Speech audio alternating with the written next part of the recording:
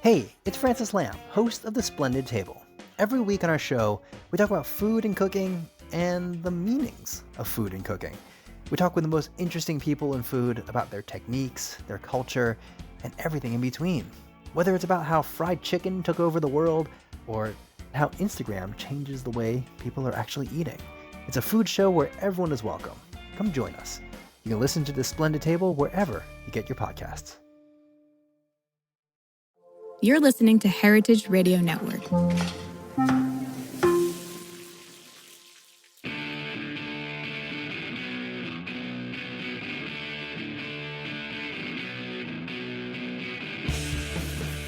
This is What Doesn't Kill You, Food Industry Insights. I am your host, Katie Kiefer, and I'm extremely pleased today to have with me on the program Viveka Morris and Jennifer Jacquet. Viveka is a research fellow. I've totally spaced on putting your biographies together because I literally got back from Europe at about 8 o'clock last night. And I've been gone for a few weeks. So this all feels very, out of control for me. But anyway, Viveka Morris, and thank you for correcting me on the pronunciation, and Jennifer Jacquet. Jennifer, you're at the University of Florida, is that right? University of Miami. Miami, thank you. And Jennifer, you are at Yale. Why don't you both tell us who you are? That way I don't have to bore people with my feeble attempts. Sure. So this is Viveka.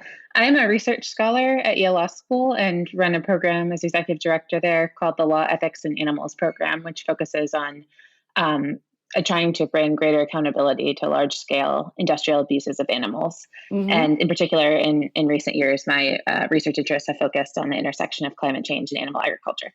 Right. Well, we're going to talk a lot about that in another program because that is the big elephant in the room, isn't it? And Jennifer, tell us about you and your work. I am a professor of environmental science and policy at the University of Miami in the Rosenstiel School of Marine, Atmospheric, and Earth Science. And I am also very interested in the intersection between food, animals, and environmental policy. Mm-hmm. And also, you're apparently very interested in the topic that we plan to talk about today, which is how industry and university experts come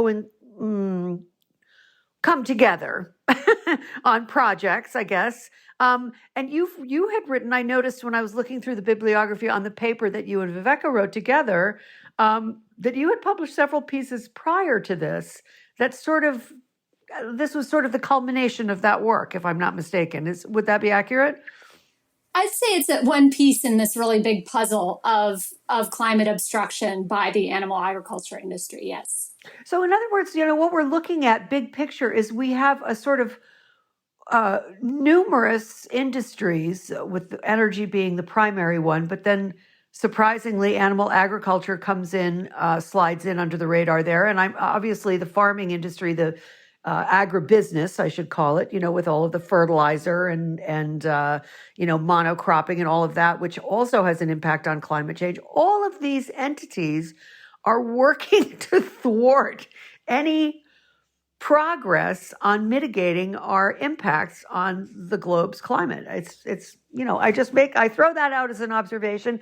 But what we wanted to talk about today was the paper that I wrote, which I, of course, didn't write down the title of, but you'll tell me. About that basically discusses how industry-sponsored research can influence government policy and, in fact, has done so. So can you talk a little bit about why you guys got interested in that sort of ancillary topic to the big picture of how these industries are blocking climate change mitigation? Sure.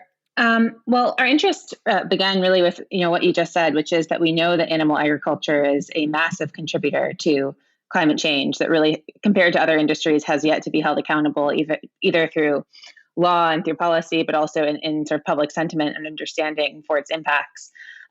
We know now, for instance, that livestock supply chains emit around 1/3 of all human-caused methane pollution, which means they're the single largest source of methane pollution and around half of human-caused nitrous oxide emissions. And that we absolutely have to address these food system emissions if we're going to have even a chance of, meeting the Paris Climate Agreement's goals. So with that as sort of the broader context, Jennifer and I were interested in going back and looking at some of the early history of when did the livestock industry become aware of this. And Jennifer has other work that's looking into this in even more depth that she's working on now. But a really seminal moment came in 2006, which was when the UN Food and Agriculture Organization published the first major international report called Livestock's Long Shadow, which quantified both the greenhouse gas impacts of the animal agriculture industry globally, but also other major environmental impacts, and warned of dire and severe consequences if business as usual continued. And so this was a really like a landmark report at the time, because the previous IPCC reports and so forth hadn't singled out animal agriculture in particular. So it drew an enormous amount of attention to the industry and for its climate impacts. And in particular, the report was very interesting. If you go back and read the text, it's long, it's 390 pages, but in it basically says that not only do we need major changes to business as usual, but we need a polluter pays principle. We need these companies to be held accountable, and we need like major policy changes to do something about this. And yet, here we are 18 years later, and we have not had policy changes like that. And the companies are still not held accountable, and the emissions are ever growing larger and larger. With more and more severe consequences for all of us. And so Jennifer and I were really, the question that motivated the paper originally was, why is this? And, what explains the fact that there were these early warnings and they were not acted upon? Well, I thought that was really interesting. I mean, I'm also brought to mind, first of all, I want to say two things before we get into this, but I want to remind listeners that agriculture is the only industry with virtually no regulation of any kind in terms of their emissions. They have been given a free pass to pollute at will and with apparently no oversight. So they pollute the water, they're stripping the topsoil, they're responsible for and I don't mean this to throw shade at any farmers, blah, blah, blah. But that is the reality of the fact, is that large agribusiness is a completely unregulated industry. The second point I want to make is that in addition to sort of the information that came out in Livestock's Long Shadow, around about the same time, maybe just a few years later, and this is also an interesting aspect of sort of how the animal agriculture industry thwarts research, they have foot dragged on instituting any regulations around the I don't know what they call it, extrajudicial use of antibiotics. And there was a piece in a paper in London that I read from the former head of the WHO, which pointed out that the same alarm has been sounded just as Livestock's Long Shadow right around the same time, 2008, 2009. I guess Livestock's Long Shadow came out in 2006. These warnings about the overuse of antibiotics are now, and now it's all happening. It's like over 1 million people a year die of antibiotic-resistant infections. Anyway, I just wanted to make that point. But let's talk a little bit about, first of all, what was the strategy? Like, how did it was such an interesting story you told in your paper, where they found somebody who was willing to, undermine the research that was cited in the Livestock's Long Shadow, which came out from the FAO. Tell us about how they sort of built the rebuttal to Livestock's Long Shadow, because it's quite an interesting series of tactics that they use. Yeah, I can jump in here. I mean, the interesting thing, I think, from my perspective, was that the livestock industry seemed a little bit caught off guard by Livestock's Long Shadow. That, nowadays, if a report's going to come out of this nature, they have a defense in place months in advance, basically. True. But it took them a number of years, actually, to come up with their counter offense. And Viveka was really great at finding these kind of early calls from the beef industry saying, like, look, Livestock's Long Shadow is a public relations challenge. We have to address this in the public. And part of the public discourse and part of this paper is really about public understanding. There's policy in it, but it's a lot about, what do reporters say? What do people know? Where is, as Viveka said, public sentiment?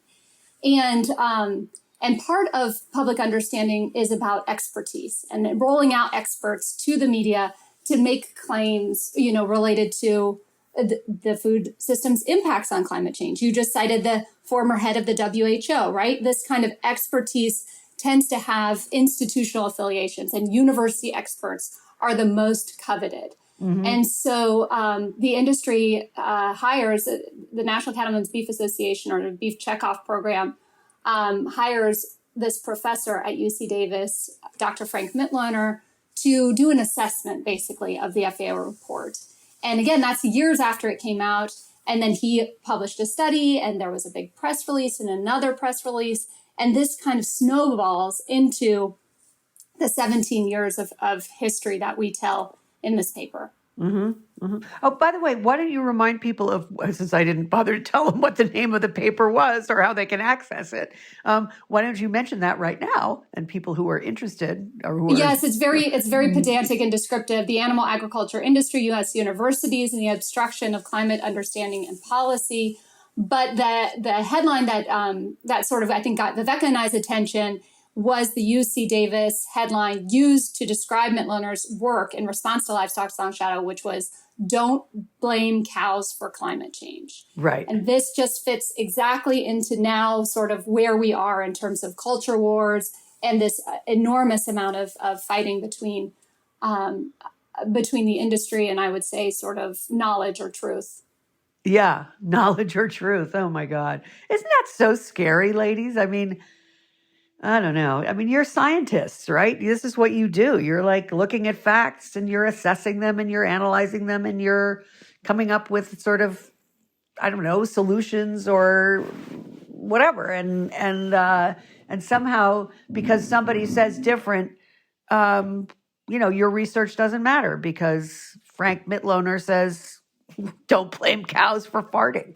I mean, right? Yeah. I mean, it's just crazy. Anyway, well, so there's a way in which, of course, science and scholarship is always up for debate. There is no, one right answer ever. It's a growing area of knowledge. Right. And so the industry can capitalize on this by creating uncertainty in all sorts of ways. And the fossil fuel industry has done this famously with regards to climate change. Yes. And we were not the first people to tell this story with regards to Mitloehner.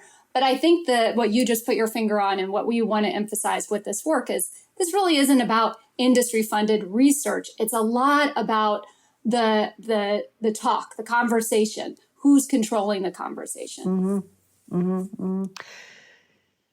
Tell us about, some of the things that when you get in bed with the industry. Okay, so first of all, let's back up for a second. Why are universities so vulnerable, or is that the wrong way of saying this?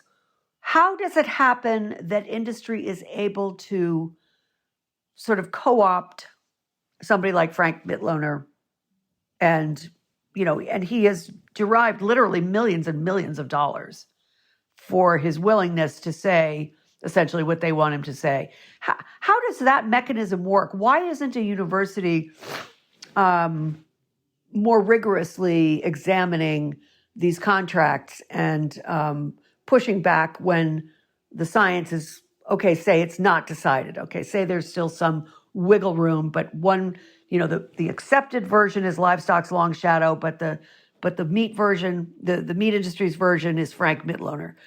How does the university parse that relationship, and why isn't it better policed? Let's put it that way. Viveka, you want to take this one, or? Yeah, I think universities absolutely can. They can, enforce. They can choose which gifts or which grants they take. They can have rigorous disclosure policies, et cetera.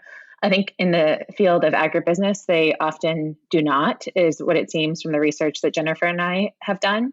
And I think part of that is related to the nature of and Jennifer has studied this in many other fields beyond just agriculture, so I'll let her speak to it too. But I think part of what's interesting about it in this particular case, and the particular case studies that we focused on the paper, is that this is climate-related research that is not taking part in a climate science department or a geoscience or physics or ecology or any of the sort of traditional fields that you'd think of as climate impact sciences, but is instead taking place in an animal science department within an agricultural school. Mm-hmm. And many of these animal science departments are set up from the start with their mission to serve industry in part and to provide services, to provide research and knowledge and outreach to these industry groups. And so I think that in some ways there's an inherent conflict built in that mission, particularly as industry is no longer, it doesn't look like it looked 150 years ago in terms of providing service to small farmers. Right. It's big businesses, multinational businesses, who are often then funding not just research, but funding professorships and centers and facilities, and travel and consulting agreements and so on and so forth. And also then those same professors, not only do they provide those services to the industry, but they also become players in trials, for example, because they're called as expert witnesses in trials. They're called as expert witnesses in testifying to Congress about laws that should be passed or regulations that should be,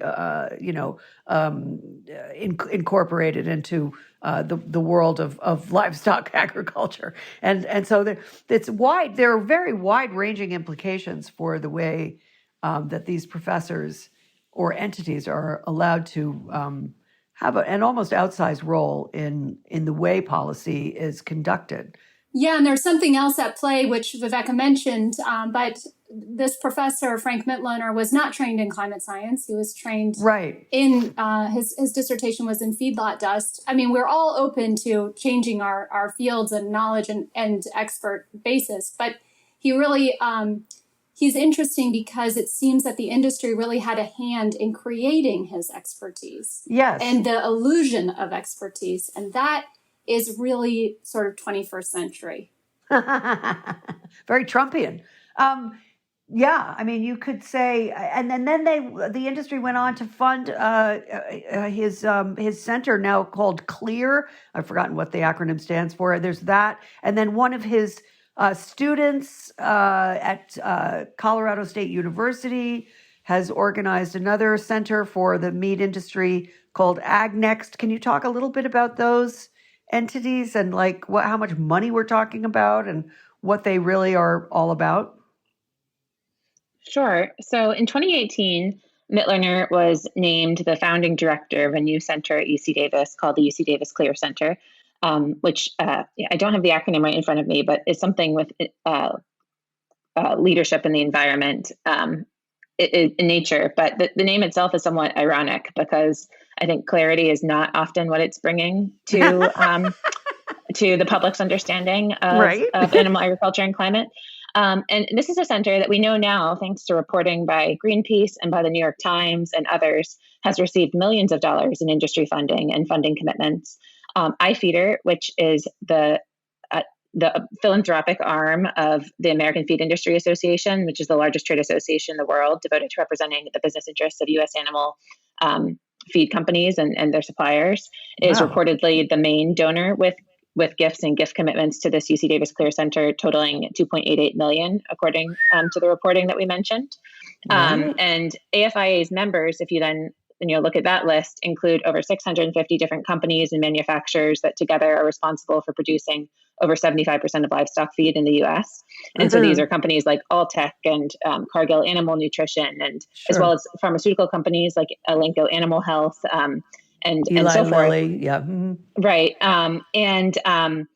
So the CLEAR Center, so that's the main donor. It's also received other donations, which have come to light in subsequent years, smaller donations from the National Pork Board, the California Cattle Council, a trade association, and Burger King, among others.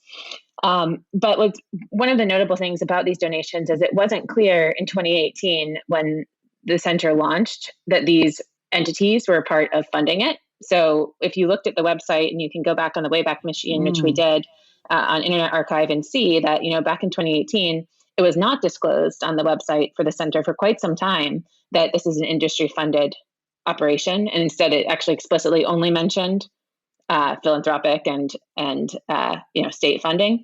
And so I think both Jennifer and I thought that was very misleading once these journalists started poking around and filing public records requests, which eventually led to the expose showing this funding had been received. The CLEAR Center updated its website, but there's clearly a significant lack of disclosure when it comes to saying where these funds come from, which I think is no coincidence because the public is going to trust a university center and a university professor who they think is truly independent and truly credible in a way that they're not going to trust a center or a professor to the same degree when they know they're receiving millions and millions of dollars from the very industry they're going out and singing the proselytizing blessings of. for. Mhm. Yeah, exactly. I mean, it begs the question of why the administration at the University of California, Davis, has not looked into this themselves. I mean, or had more to say about it. I mean, obviously you can't comment on that, but it is shocking and surprising because, as you point out, people trust university professors. Just like they trust scientists and they expect them to be telling the truth and not to be, or the truth as best they know it, and not to be swayed by financial obligations that have come in that, have built them a new laboratory. I'm sure there are many justifications. Anyway, I thought that was absolutely fascinating. And I'll just jump in to say we actually do mention in the paper that the University of California, Davis's motto is "Let there be light." And they did not respond to the New York Times inquiries. They did not respond when our paper came out, and that does seem at odds with what they claim is their mission. Right, and this is not unique to UC Davis. I mean, another thing, and I think I mentioned this to you when I first solicited you for the interview, was that 25 years ago when I was doing publicity for books, I did a book by at that time, a very young woman named Jennifer Washburn, called University Inc. And it really outlined just how extreme this sort of pay for research problem is in our universities with so little exposure in the press or otherwise. So you guys, let's take a short break for sponsor drop, and then we'll come right back. We'll talk a little bit more about sort of how this all kind of works. So stay tuned, people. We'll be right back with Viveka Morris and Jennifer Jacquet to talk more about universities and industry research.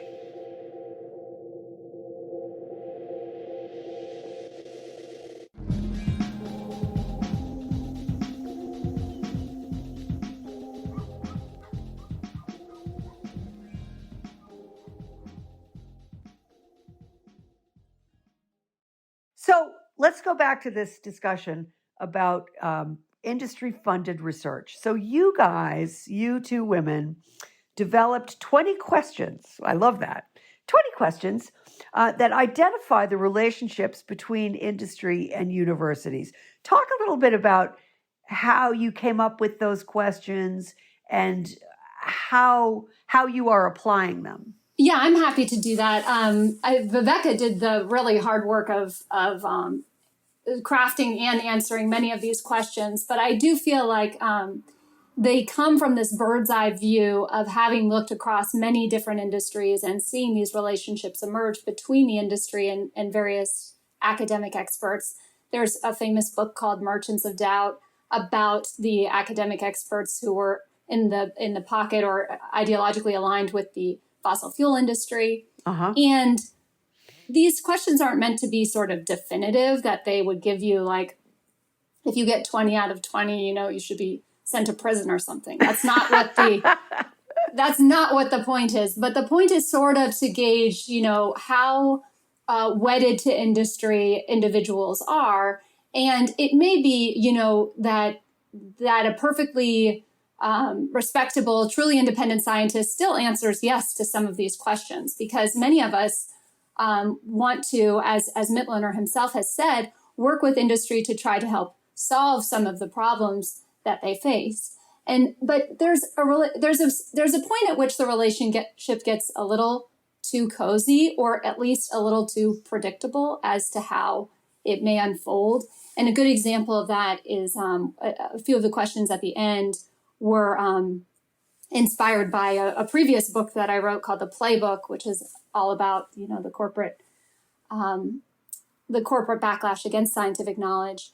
And it's like, do they challenge the problem itself? Do they challenge the very existence of climate change? And by the way, neither researcher in our study, we found evidence for that. Do they challenge causation of that problem by the industry that they work for? And that's a clear example, like the one I set out of don't blame cows for climate change, right? Right. When you're challenging causation that has been established by the scientific literature, that's sort of, a bit of a red flag. Oh, yeah. Do they attack other individuals who are making the claims, the scientific claims that we're speaking about? And do they challenge the policy? And in Mitloehner's case, it's very, very obvious that is part of his sort of mandate. He's very politically active. He's testified many times at the state and federal level, and is active in shaping policy in all sorts of ways. The other researcher who we were focused on, who is a former student of Mitloehner's, has similarly testified. And, so they both received a sort of 1 in that category. These are binary scores. Again, they're not meant to be definitive, but they're supposed to sort of direct you at like, okay, how could we be thinking about this person? And then we have a whole bunch of qualitative data to back this up too. Give us a couple of examples. Like, what are the questions? Some of the questions that you ask. I'm sorry to put you on the spot like that. Can you do that though? Yeah, sure. Is there evidence that an individual has repeatedly published in industry-funded journals or journals with editorial boards that include industry employees? So this kind of shows you the relationships, right, that might be behind that. That's under a section called research and influence.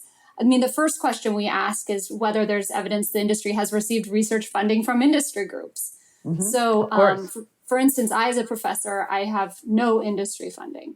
And that I would get a 0 in that category. There are lots of professors who have industry funding, right? If you work with a pharmaceutical company and you're in the medical school. So it's meant to sort of, again, not be definitive, but sort of when you take the score as a whole, it starts to look, a little shady for some. Is there evidence that the individual has led a university center that's received funding from industry groups? Because what centers do is allow you to amplify your work, to train more students, to sort of scale the work that you do. And Viveka and I are both part of university centers and programs, again, neither of which have industry funding or industry members of the board who are members of industry. And so it's kind of also from, I think, our academic positions that we were sort of curious about this, how this all worked, because it is really distinct. Even the CLEAR Center that we've all mentioned, and part of the strength of that name is that it was from a PR firm hired by the industry to help. And Viveka and I both work, again, at universities in these centers and programs, and we didn't have PR firms who helped us name, promote, and media train the people that we work with. Very interesting. Well, I know that Marion Nestle, who has been a regular guest on my show for many years, she says she schools everyone who comes, reads her food politics blog. The first thing you do when you read a paper is look at who sponsored it. Look at who's who are the financial, and whether or not they list any conflicts of interest. But as you point out, there are numerous ways in which those contributions can be concealed, either by an LLC or some other entity, or, as you say, a center or something like that. Can you talk a little bit more about that? Like sort of how they hide it? Maybe I'm wrong. Yeah, no, they're absolutely. Viveka already mentioned, I think it was a great case of this, of how the CLEAR Center was set up, and it was not mentioned at all that there were any industry funding or members of their advisory board who were from industry. But even the paper that I mentioned that really comes out in response to Livestock's Long Shadow did not disclose the industry funding. Now, that could be a journal policy. There are all these layers in which these policies reside. And so I don't want to put the entire blame by any means on Mitloehner, but at some point you sort of look back, and retrospectively, I think he wants to tell the story that, of course, I've always worked with industry. It's always been clear. And as we sort of have tracked this history, I think it's very obvious that a lot of people really didn't know he was working with industry, really thought he was an independent voice. And we are fortunate that the UC Davis press release did mention the Beef Checkoff program funding for the study, even though the study itself did not. A previous version of Mitloehner's CV also has that funding on it, but the latest version, or the more contemporary version we relied on for the study, had deleted it. So these are just examples of how this information appears, disappears, is concealed, is sort of front and center. And it's difficult because a lot of it is systemic, and a lot of it is about the universities themselves and the rules that they have in place and the amount of transparency that they require from their researchers. We are fortunate that UC Davis is a state school, which means you can FOIA or put in a public records request. At Yale University or University of Miami, where we are, you cannot even do that because these are private institutions. And that is obviously another big loophole in our system. Wow. And I would say too, about the lack of disclosure. It's clear that in the documents that we cite in the paper from iFeeder, the trade association group that funded CLEAR, that they did not want it disclosed necessarily, and that they write in some documents that were amazingly posted on their website, which we quote, that they were looking for in Mitloehner, and that he provided them with a neutral, credible third-party voice in discussions to policymakers and stakeholders. And the whole idea behind third party is that he be thought of as distinct from his funding entity. So I think it's not a coincidence that this was the case. Yeah. It's a grimy little bit of business in there. I mean, everybody thinks of those universities as sort of, academic white towers or whatever that expression is. But in fact, they've got all their little funky secrets just like every other industry, don't they? Well, I want to push back against that a little bit because I think we were motivated to work on this in part because I think we both really believe in the university as having a distinct and separate mandate from an industry, that universities are committed to knowledge and public understanding, and that this is very important to their mission. It's important to drawing students in who want to go to undergraduate or law school or get their PhDs there. And so I do think the university is capable of sort of changing its tune in a way that I think the industry is just clear that this is about sort of return on investment. Oh, sure. Absolutely. But I think to me, after reading the book that I read 25 years ago and reading your paper, I'm thinking that universities have a little housekeeping to do in that case. Absolutely. Because you're talking about, entities that are promoting themselves as ivory towers. That was the expression I was struggling for, of pure research and learning. And instead you've got all these sketchy deals going on, so that particular professors can pursue their own ambitions, which may be complete. I'm not saying it's universities are all bad. I'm just saying that there's always going to be that contingent of people who are particularly ambitious for their own reasons. And we absolutely need more safeguards in place to prevent that, to protect these institutions that are not supposed to be profit driven. Yeah, right. That's what I'm thinking. What happens if a professor gets paid for doing research into a particular topic in animal agriculture, whatever it may be, and the research turns up information that is not beneficial to the industry? What do they do then? Are they able to suppress that research, or does it get published anyway? Do they take their money back? What happens? We don't have the disclosure forms or agreements about the funding for these individual studies. That was not part of the federal records request. But we've seen from other industry examples of this that yes, and occasionally funding can be contingent on results that are agreeable to the funder. This is really sort of against, again, the sort of central mission of the university. Some universities have banned that practice, some have not. But to underscore, I think in this particular case, that research is sort of the least of our worries, because a lot of what's happening is indeed public relations for the industry. It's not, in fact, research. It's a lot of advocacy. It's a lot of media appearances, a lot of talks, public presentations, testimonies, and a little less of actually peer-reviewed research. Wow, very interesting. And these same voices, which are doing the public relations bidding of these industries, are also the same voices which are being called upon to comment on newspaper articles that shape public thinking, or policy questions which shape our laws and regulations when they're called to testify in front of a state or local government, or a state or federal government, right? So it's a really very insidious trend. I'd like to see some way of regulating that. Do you think there's anything in the offing that might suggest that universities are beginning to find this, counter useful to their mission, their mandate, as you described it?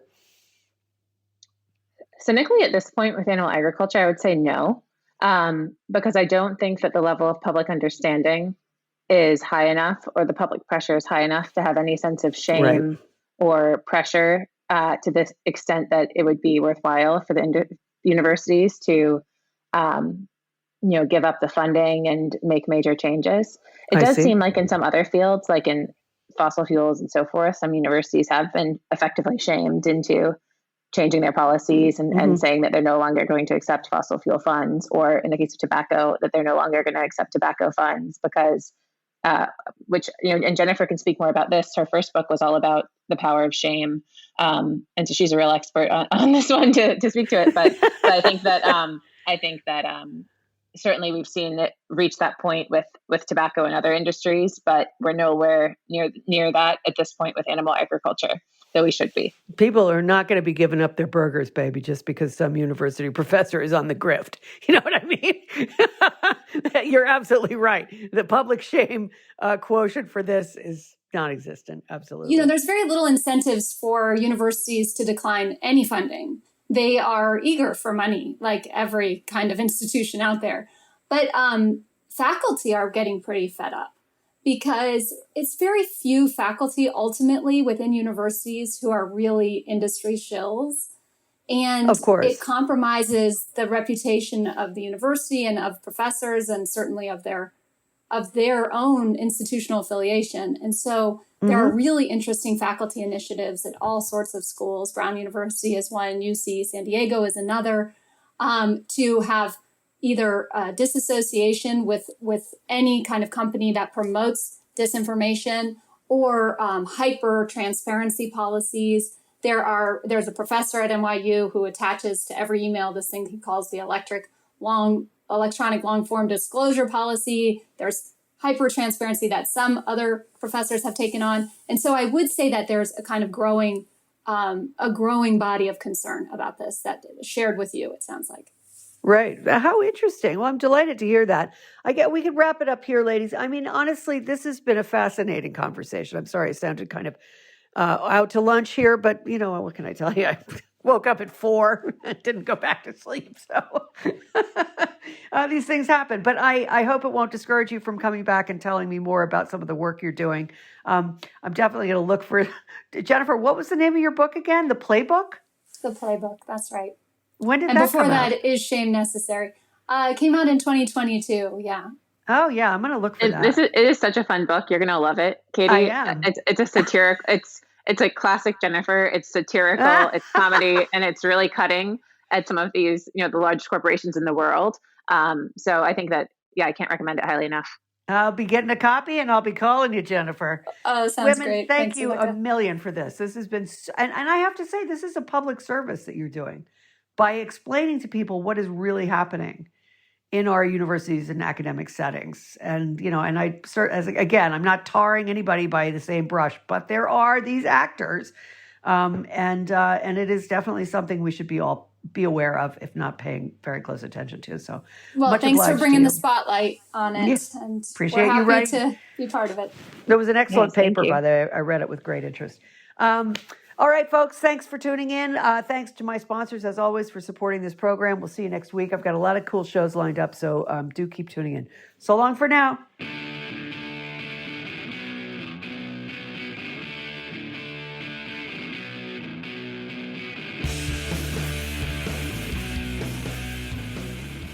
What Doesn't Kill You, Food Industry Insights, is powered by Simplecast. Thanks for listening to Heritage Radio Network, food radio supported by you. Keep in touch at heritageradionetwork.org/subscribe. Hey everybody, I'm Nick Latham. And I'm Leah Bottima. And we're the hosts of Were You Raised by Wolves? Each week we try to make the world a kinder, nicer place. Well, that's the idea, at least. I mean, we try. Have you ever wondered what to do if you're ghosted? Or what to do when a friend asks you to borrow money? Or the proper way to eat Cheetos? You know, the big questions. So please find Were You Raised by Wolves wherever you listen.